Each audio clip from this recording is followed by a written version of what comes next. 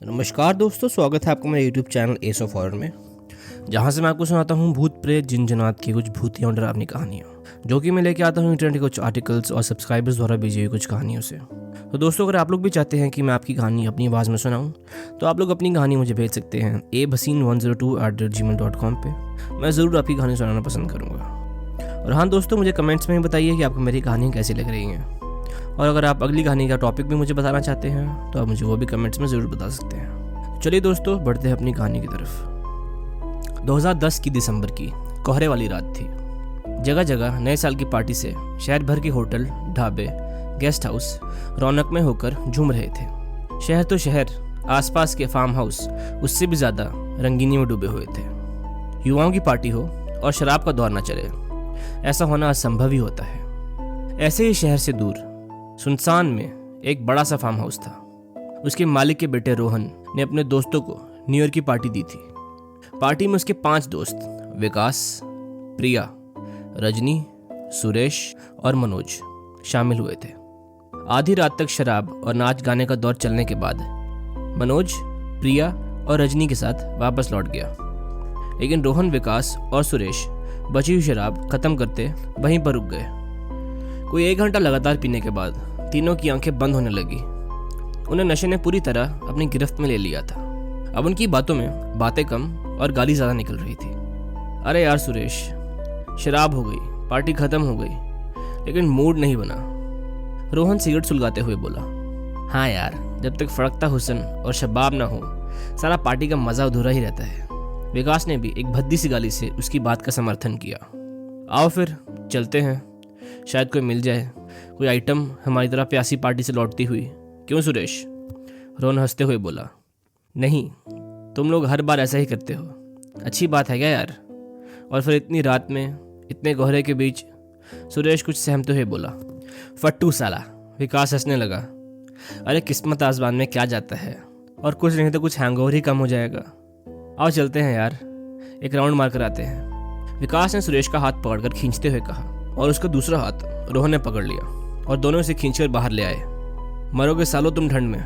अब इतने कोहरे में साली अपनी उंगलियां तक महसूस नहीं हो रही, ऐसे में तुम्हें छमिया की सूझ रही है।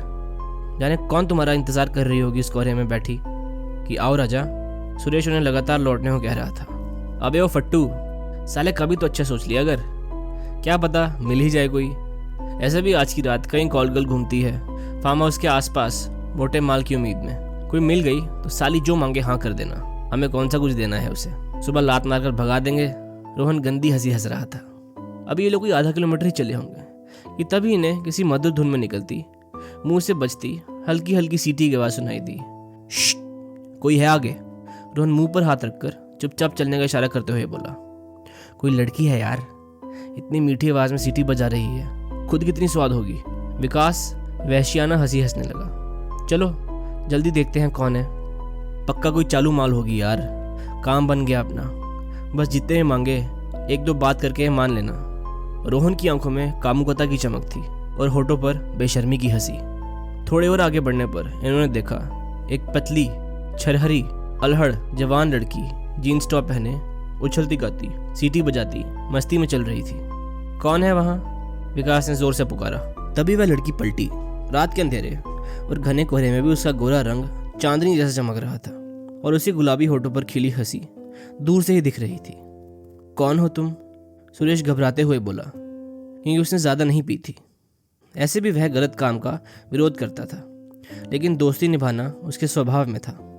मैं परी, उस लड़की ने मुस्कुरा कर कहा, जो दिसंबर की कड़क ठंड और घने कोहरे के बावजूद स्लीवलेस टॉप और चुस्त जीन पहनी थी। उसने आसपास जाने कैसा प्रकाश फैला दिया, जिसमें उसका गोरा रंग ज़्यादा ही सफ़ेद लग रहा था और उसकी आंखें बिल्ली जैसी चमक रही थी। उसके आने के बाद वातावरण में अजीब सी सिहरन महसूस हो रही थी। उल्लू और चमगादड़ बार बार उसके पैरों के पास से उड़ रहे थे, जैसे उसके पैर छू रहे हैं। चलो यार वापस चलते हैं। सुरेश वातावरण के संकेत समझकर विकास को कोहनी मारते हुए धीरे से बोला। सुरेश उस वातावरण में खौफजदा हो रहा था। उसने कोहनी मारकर विकास और रोहन को लौट जाने के लिए कहा, लेकिन वो दोनों तो उसी खूबसूरती में खोए थे। तो उन्हें सुरेश की बात पर ध्यान नहीं दिया। तुम किसके साथ हो? सुरेश ने परी से सवाल किया। अकेली, उसने संक्षिप्त उत्तर दिया और हंसने लगी। तुम्हें डर नहीं लगता इतनी रात में, यूं अकेले? सुरेश ने फिर पूछा। डर? किससे? इंसानों से? कुछ लूटने का? जो मेरे पास था वो तो पहले ही तुम लोग। परी का चेहरा पल भर के लिए गुस्से में लाल हो गया, लेकिन अगले ही पल वह होठों पर मुस्कान लाकर बोली, हम तो उसे बेचती है, तो किसी को लूटने की क्या जरूरत? और फिर कोई कोशिश भी करे लूटने की तो मैं ऐसे ही तैयार हो जाती हूँ। बाकी रही जंगली जानवर की बात, तो वे हमला तो करते हैं, लेकिन केवल पेट की भूख लगने पर। ऐसे वास्तव में अंधा होकर तो बस इंसान नहीं, कोई वैसी दरिंदा ही हो सकता है जो वासना के खातिर किसी मासूम लड़की को शिकार बनाए। वह उनको घृणा से देख रही थी। लेकिन तुम लोग? वह उनकी ओर देखते हुए बोली, हम भी वही खरीदने निकले हैं जो तुम बेचती हो। विकास उसे घूरते हुए बोला, ठीक है चलो फिर। परी मुस्कुराते हुए बोली, लेकिन तुम? सुरेश ने कुछ बोलना चाहा, लेकिन परी ने उसे चुप कराते हुए कहा, अरे चलो यहाँ से, कोई और आ जाएगा तो मुश्किल हो जाएगी। ऐसे भी आजकल पुलिस बहुत परेशान करती है। बाकी तुम लोग जो दोगे हो जाएगा, चलो मेरे साथ। परी एक तरफ चलती और ये तीनों उसके पीछे चलने लगे। लगभग 20 मिनट चलकर ये लोग एक ऐसी जगह आ गए जहाँ बहुत ऊंचे और घने पेड़ों के बीच कोई 8-10 गज का एक गोल मैदान था, जो चांद की रोशनी में एकदम साफ दिखाई दे रहा था। ये हमें कहाँ ले जा रही है यार? ये तो हमारा फार्म हाउस नहीं है। सुरेश रोहन का हाथ पकड़कर रोकते हुए बोला, मुझे तो बहुत डर लग रहा है यार। देखो इसे, लगता है जैसे इसे इस अंधेरे में इतना साफ दिखाई दे रहा है जितना हमें दिन के उजाले में दिखाई देता है। अरे चुप कर डरपोक, रोहन उसकी खिल्ली उड़ाते हुए बोला। आओ दोस्तों। तभी लड़की का खनकता स्वर गूंजा। आसपास का वातावरण कुछ ज्यादा ही सर्द हो रहा था। हवा के झोंके रह रहकर पेड़ों को झुका रहे थे। चमगादड़ और उल्लू भी उस लड़की से डर रहे थे। उसका चेहरा ऐसे चमक रहा था जैसे चंदा अपनी सारी चांदनी बस उसी पर लुटा रहा हो। आसपास घना अंधकार फैला हुआ था, लेकिन उसकी देह दूधी सी चमक रही थी और आंखें दिए से जल रही थी। चारों एक भयंकर डरावना शोर हो रहा था। सुरेश ने विकास और रोहन को इशारा करके समझाया। रोहन उस लड़की के चेहरे को ध्यान से देखने लगा। उसके चेहरे की जगह बस एक काला घेरा था। उसमें उसकी डरावनी आंखें दिए की लौ जैसे चमक रही थी। अभी रोहन विकास की ओर पलट ही रहा था, तभी परी के मुंह से 2 दांत लंबे होकर बाहर आने लगे। उफ, भागो, चुड़ैल है ये, धोखा देकर लाई है हमें यहाँ, कहकर रोहन एक तरफ दौड़ा। लेकिन अचानक विकास और सुरेश की दर्द भरी चित्कार सुनकर रुक गया। उसने पलट कर देखा। सुरेश और विकास के सामने की जमीन फटी हुई थी और वो दोनों कमर तक जमीन में धंसे हुए थे। नहीं, रोहन के हलक से भय चीख बनकर निकला और वह उनकी ओर दौड़ा। अभी उसने मुश्किल से 2 कदम बढ़ाए होंगे कि बिच्छुओं की पूरी फौज उन पर झपटी। काले काले बड़े बड़े बिच्छू अपने डंक उठाए उधर लपक रहे थे। ओ गॉड नहीं, कहता हुआ वह नीचे बैठने लगा। तभी परी ने अपने हाथ को घुमाया और जहां रोहन बैठा था उसी जगह से एक नुकीला खूंटा जमीन से निकला और रोहन के जिस्म में घुसा चला गया। वह तड़प उठा। उसकी दर्दनाक चीख निकल गई। कौन है तू और ये क्या कर रही है हमारे साथ? रोहन दर्द से तड़पते हुए चीखा। अचानक परी उसके ठीक सामने आकर खड़ी हो गई। अब उसका चेहरा बिल्कुल अलग लग रहा था, बहुत मासूम, पहले से ही बहुत ज्यादा खूबसूरत। ले पहचान मुझे कुत्ते। उसने रोहन के सिर पर हाथ रखकर थोड़ा नीचे दबाया, जिससे खूंटा उसके अंदर सरकने लगा। नहीं, मत करो, छोड़ दो हमें, हमने तुम्हारा क्या बिगाड़ा है? रोहन के हाथ आपस में जुड़ गए।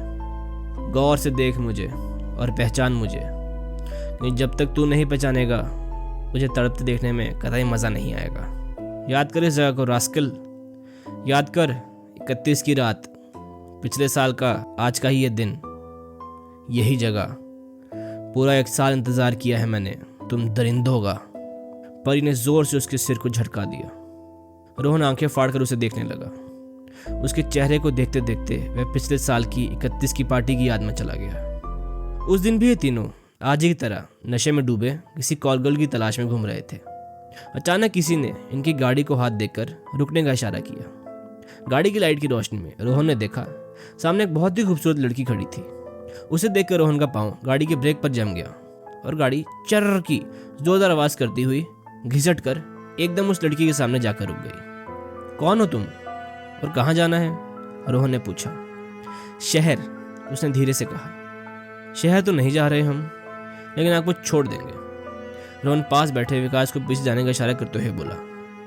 वह लड़की आगे उसके पास आकर बैठ गई। क्या नाम है आपका? रोहन ने मुस्कुराकर पूछा। परिधि, उसने धीरे से मुस्कुराकर जवाब दिया। वाओ परिधि, ब्यूटीफुल नेम, बिल्कुल आप ही की तरह, स्वीट। विकास भी होठों पर जी फिरते हुए बोला। थैंक यू, उसने मुस्कुराकर जवाब दिया। लेकिन इतनी रात को आप सुनसान में अकेले? सुरेश ने सवाल किया। नहीं, मैं अपने दोस्त के साथ थी, लेकिन साले ने पार्टी में ज़्यादा ही पी ली और यहाँ सुनसान जंगल में मेरे साथ ज़बरदस्ती करने लगा। मुझे बहुत गुस्सा आया तो मैंने उसको थप्पड़ मार दिया और हमेशा के लिए रिश्ता तोड़ने को कहा। तब वो कमीना मुझे यहाँ अकेला छोड़कर भाग गया। परी ने अजीब मुंह बनाकर एक भद्दी गाली दी और गुस्से से थूकने लगी। तो अब? रोहन ने मुस्कुराकर पूछा। मूड ऑफ हो गया यार, अब घर जाकर सोऊंगी। परी गुस्से में बोली। क्यों ना आप हमारे फार्म हाउस पर चलें, नज़दीक ही है, वहाँ हम जल्दी पहुँच जाएंगे और आप आराम से आराम करना, हम आपका साथ देंगे। रोहन ने अर्थपूर्ण शब्द कहे। नहीं, अब तो बस घर जाकर सोना है, अब मन नहीं है पार्टी का। परी ने आंखें बंद करके कहा। जितना कहेगी उतना पैसा दे देंगे यार, आज रात हमारी पार्टी बना दे। रोहन गंदी नज़रों से उसे घूरते हुए कहा। No, I am not a prostitute and a call girl, so please don't talk like a dirty mind with me. वह उसकी बात सुनकर चिल्लाकर बोली। रेड बोल साली, ज़्यादा पवित्र मत बन। विकास ने उसे घूरते हुए कहा। Don't talk like this, I am already hurt badly, please drop me in city. I think you both are good fellows, I need to be at home as soon as possible. उसने मुस्कुराने की कोशिश करते हुए कहा। चर। अचानक रोहन ने गाड़ी रोक दी। उतर, चल नीचे आ। रोहन गाड़ी से उतरते हुए बोला। यहाँ क्यों रोक दी गाड़ी? क्या तुम भी मुझे छोड़कर? उसने आंखों में आंसू भरकर कहा। हम उस लौंडे की तरह पागल नहीं हैं जैसे माल को यूं ही छोड़कर चले जाएं। रोहन जोर से हंसते हुए बोला। नहीं, हटो। परी रोहन को धक्का मारकर एक तरफ भागी, लेकिन विकास ने दौड़कर उसे पकड़ लिया और जमीन पर पटक दिया। दोनों जोर जोर से हंसने लगे। इसे जाने दो यार, ऐसे ज़बरदस्ती करना ठीक नहीं, सुरेश धीरे से बोला। ऐसे ज़बरदस्ती करके क्या मिलेगा हमें रोहन? ओ फट्टू, फिर फट गई तेरी। रोहन ने उसे झड़का। परी बोली। तुम्हें भगवान का वास्ता, मुझे जाने दो, मैंने तुम्हारा क्या बिगाड़ा है, प्लीज़ छोड़ दो मुझे। परी रोते हुए अपना हाथ सीने से चिपकाने लगी। छोड़ देंगे, परेशान क्यों हो रही है? तो बस हमें खुश कर दे, विकास हंसते हुए बोला। नहीं, परी जोर से चीखी। बचाओ बचाओ, एनीबडी हेल्प मी। उसकी आवाज़ उस सन्नाटे में दूर तक गूंजी। तभी विकास ने उसके मुंह पर हाथ रखकर उसकी आवाज़ दबा दी। परिधि, रोहन कामती आवाज़ में बोला। लेकिन तुम तो? उसे कुछ याद आया। हाँ, मर गई थी मैं, तुमने मार दिया था मुझे तड़पा तड़पा कर। कितना रोई थी मैं, लेकिन तुम दरिंदों ने। कहते हुए परी ने रोहन के सिर पर रखे हाथ को जोर से दबाया, जिससे खूंटा एक झटके में उसके अंदर सरकने लगा। देख इस जगह को ध्यान से दरिंदे, यह वही जगह है जहाँ उस दिन तुमने मेरी इज्जत। परी क्रोध में जलने लगी। उसका गोरा रंग क्रोधग्नि में लाल हो गया। उसने रोहन के सिर को और जोर से दबाया। आह! रोहन के मुंह से बहुत तेज चीख निकली। परी, मुझे माफ़ कर दो, मर जाऊंगा मैं, बहुत पेन हो रहा है। रोहन रोने लगा। अरे यार, कुछ नहीं होगा, बस थोड़ा ही तो और है, उसके बाद बहुत मज़ा आएगा मेरी जान। परी जोर से हंसी। रोहन को फिर वह मंजर याद आ गया जब ये लोग परिधि के साथ ज़बरदस्ती कर रहे थे। मुझे छोड़ दो, मर जाऊंगी मैं। परी अपने ऊपर से रोहन को धक्का देते हुए बोली। चटाक! साली, नखरे करती है। रोहन से गाल पर जोर से मारकर बोला। अरे बस थोड़ी देर और, फिर तुझे भी मज़ा आएगा।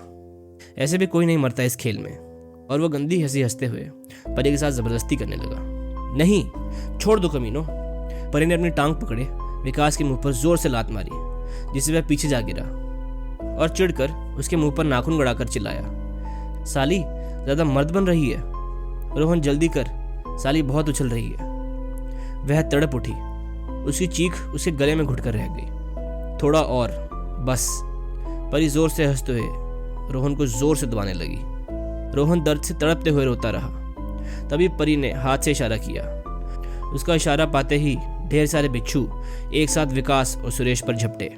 नहीं! सुरेश और विकास एक साथ चीखे। कई बिच्छू दौड़कर एक साथ विकास के मुंह में घुस गए और उसके होठों पर डंक मारने लगे। कि बिच्छू सुरेश के पैरों पर चढ़ गए। मैंने क्या किया था परी? सुरेश चीखा। मैं तो इन्हें मना कर रहा था और मैंने तुम्हें हाथ भी नहीं लगाया था, सुरेश गिड़गिड़ाया। बचाया भी तो नहीं था तूने मुझे, कितना तड़प रही थी मैं, तू भी तो देख कितना दर्द होता है, कहकर परी ने इशारा किया और एक बिच्छू ने उसके पैर पर अपना डंक गड़ा दिया। आह नहीं, सुरेश दर्द से तड़प उठा। इधर बिच्छू ने डंक मार मार कर विकास के होठ सुजा दिए थे।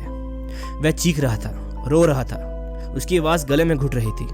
वह हाथ जोड़कर इशारे से छोड़ देने की गुहार लगा रहा था। ऐसा, हाँ बिल्कुल ऐसा ही लग रहा था मुझे भी उस वक्त जब तू, परी गुस्से से चीखी। अब समझ आया तुझे कि कैसा लगता होगा जब किसी की बगैर मर्जी के तुझ जैसे घिनौने लोग जबरदस्ती अपनी हवस मिटाते हैं।